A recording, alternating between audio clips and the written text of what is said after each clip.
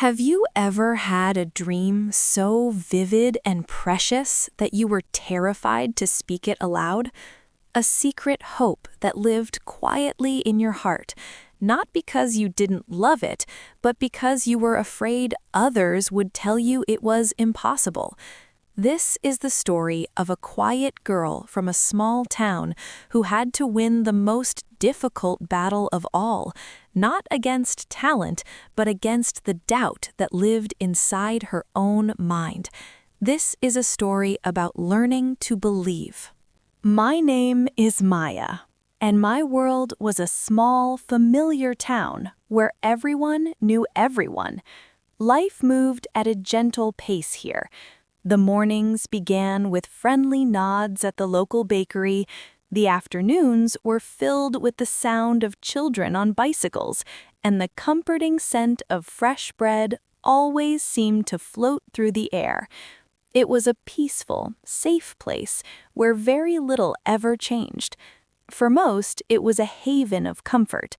For me, a 16-year-old with a head full of dreams, it sometimes felt like a beautiful cage. I was known as a quiet girl. I wasn't the one raising my hand in class or telling stories to a crowd. My favorite moments were the silent ones, spent with my sketchbook. Drawing was my entire world. From the time I was small, I was captivated by the magic of turning a blank sheet of paper into something real. With just a pencil, I could create mountains, imagine faces, or build entire cities. When I drew, the world fell away, and time seemed to stand still. But my greatest dream was a secret. I wanted to be an artist.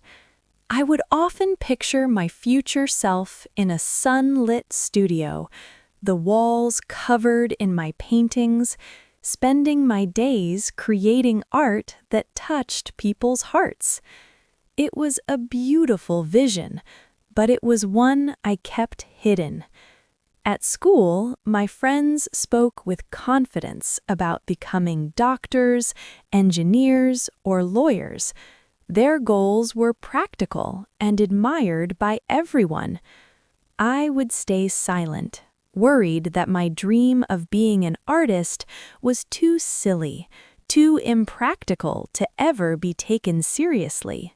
Then came an ordinary afternoon in art class that changed everything. Our teacher walked in with a stack of blank paper.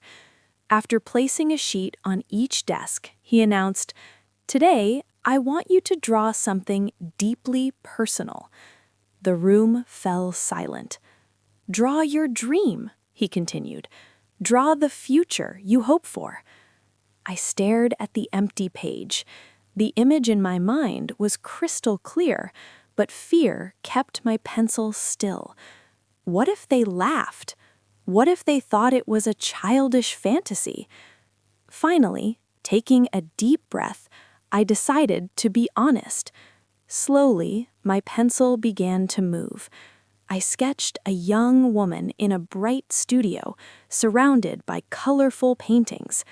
Sunlight poured in through large windows, and she held a paintbrush, her expression one of peace and confidence.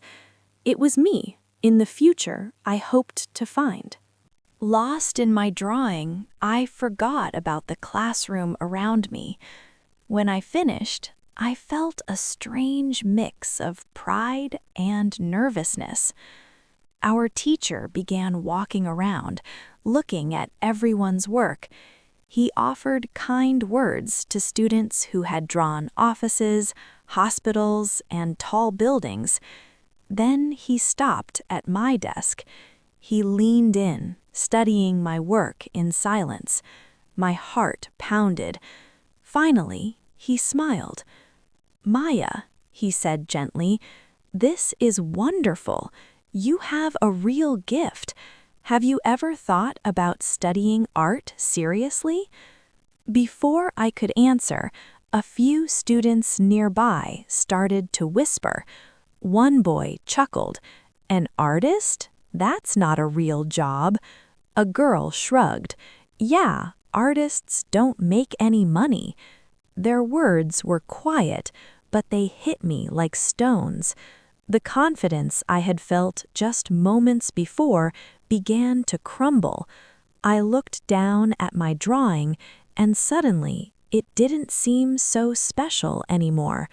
Our teacher gave me an encouraging nod before moving on, but the damage was done. Their doubt echoed in my mind for the rest of the day. That evening, I sat in my room as the sunset painted the sky in soft shades of orange and pink. My sketchbook lay open, filled with years of my work. Each drawing felt like a page from my own story. My mother knocked softly and came in. Seeing my sketchbook, she smiled warmly and began to flip through it. "You've been drawing again," she said. "These are beautiful, Maya." I hesitated, then voiced the fear that had been eating at me all day. "Mom, do you really think someone like me could ever become an artist?" She didn't answer right away. She looked at my drawings for a long moment, then sat beside me. Her next words became a treasure I would hold on to forever. "Maya, the most important thing isn't whether other people believe in your dream. The most important thing is whether you believe in it." Later that night, with the house silent and the stars twinkling outside my window, I thought about her words. Maybe believing in myself was the hardest challenge of all. But as I picked up my pencil and turned to a fresh page, I felt a small, powerful spark ignite inside me. For the first time, I decided that my dream deserved a chance. That was the moment my real journey began. I held on to that small spark of courage. I drew every day, even when I was tired or busy. My sketchbook filled with new creations. But it wasn't easy. Some days I felt strong, especially when I was alone with my art. Other days, the old doubts would return, whispering the words of those classmates. Still, I kept going. A few weeks later, an unexpected announcement was made at school. Our principal's voice echoed through the halls.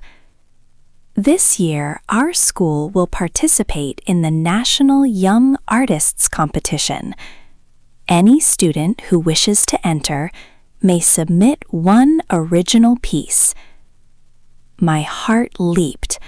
A national competition? It was a huge opportunity, and the thought of entering was both thrilling and terrifying. For the rest of the day, I couldn't concentrate. The idea kept circling back. After school, I walked home through the cool, gray afternoon, my mind heavy with thought. At home, I opened my sketchbook, but instead of feeling proud, I began to see only flaws. A crooked line, a shadow that seemed off. My confidence evaporated.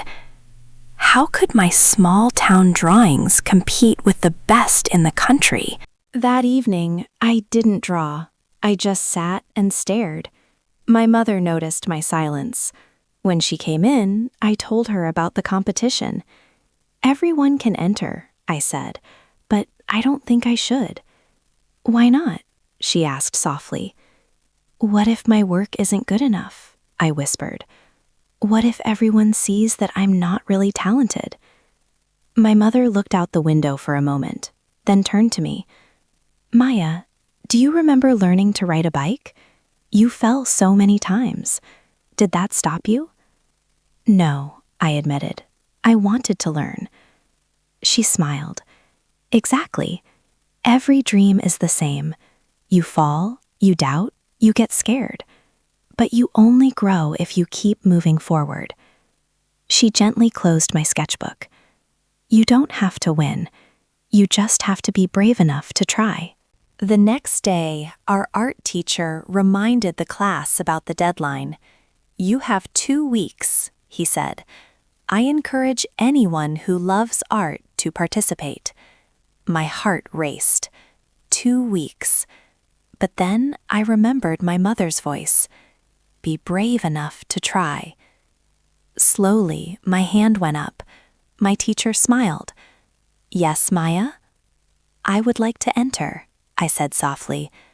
A few heads turned. My face grew warm. But this time, I didn't look away. Wonderful, my teacher said. I'm so glad. And for the first time in a long time, hope felt stronger than fear. For the next 2 weeks, I worked harder than ever before. I wanted to create something true. I decided to draw a portrait of a young girl standing before a mirror. In the reflection, the girl looked strong and confident, but the real girl, outside the mirror, looked shy and uncertain. It was a drawing about how we see ourselves versus who we have the power to become. Day by day, the drawing came to life. Each line I drew felt like a step forward. When I finally finished, I stared at it for a long time. For once, I didn't see the mistakes. I saw the effort, the emotion, and the courage it took to create it. And a quiet voice inside me whispered, maybe I really can do this. Day by day, the drawing came to life. Each line I drew felt like a step forward. When I finally finished, I stared at it for a long time. For once, I didn't see the mistakes. I saw the effort, the emotion, and the courage it took to create it. And a quiet voice inside me whispered, maybe I really can do this. The 2 weeks of waiting after I submitted my artwork felt like an eternity. Doubt tried to creep back in. What if my drawing wasn't good enough? Sometimes I wished I could take it back and hide it, but I couldn't. The results would be announced at a school assembly. To keep my mind busy, I drew constantly. I stopped worrying about perfection. I just drew because I loved it. It felt freeing. Finally, the day arrived. The whole school gathered in the auditorium. The room buzzed with chatter. I sat in the middle row, my heart pounding. Relax, I told myself. You were brave enough to try. That's what matters. The principal walked on stage, and the room grew quiet. He thanked everyone who participated, then explained that the judges had reviewed hundreds of artworks from across the country. My stomach tightened. He began announcing the honorable mentions. Polite applause followed each name. Then came 3rd place, 2nd place. My heart sank. I thought it was over. Then the principal looked up. And now, the 1st place winner of this year's National Young Artists Competition is... The silence was absolute. I held my breath. Maya Patel from Riverside High School. For a second, I thought I had misheard. The auditorium erupted in applause, but I sat frozen. My art teacher touched my shoulder, his face beaming. Maya, that's you. Numbly, I stood up and walked toward the stage. My legs felt weak. As I moved through the crowd, the applause grew louder. Just weeks ago, I had been too scared to even say my dream out loud. Now I was on a stage, holding a certificate and a gold medal. The principal shook my hand. Congratulations, your artwork deeply impressed the judges. The bright lights shone down. I could see my classmates clapping, even some of the ones who had once laughed. But their opinions didn't matter anymore. Standing there, I understood something profound. The real victory wasn't the medal. The real victory was the day I decided to believe in myself. That evening, I walked through my front door, the medal around my neck. My mother's face lit up with joy when she saw it. We hugged tightly. "Thank you," I whispered. "For what?" she asked. "For helping me believe in myself." She laughed softly. "No, Maya, you believed in yourself. I just reminded you that you could." Later, I sat by my bedroom window, the same place where I had once doubted my future. The town outside was quiet, just as it had always been. But I was different. I finally understood that believing in yourself doesn't mean the fear goes away. It means you move forward anyway. My dream of becoming an artist was still a long road ahead, but now I knew I had the strength to walk it. For the first time, I truly believed in the girl I was becoming. Moral of the story: the hardest person to convince is often the one you see in the mirror. But when you learn to trust your own abilities, you unlock doors you never even knew existed. Confidence isn't something you're born with. It's something you build, one small act of courage at a time. And every great dream begins with one simple choice: believing that you are enough. If this story inspired you, remember that the first step toward any dream is believing in yourself. Tell me in the comments, what is one dream you hold on to, even when others doubt it? And if you enjoy learning English through stories like this, please like, share, and subscribe to Listen and Learn English for more inspiring content. Your next favorite story is waiting for you.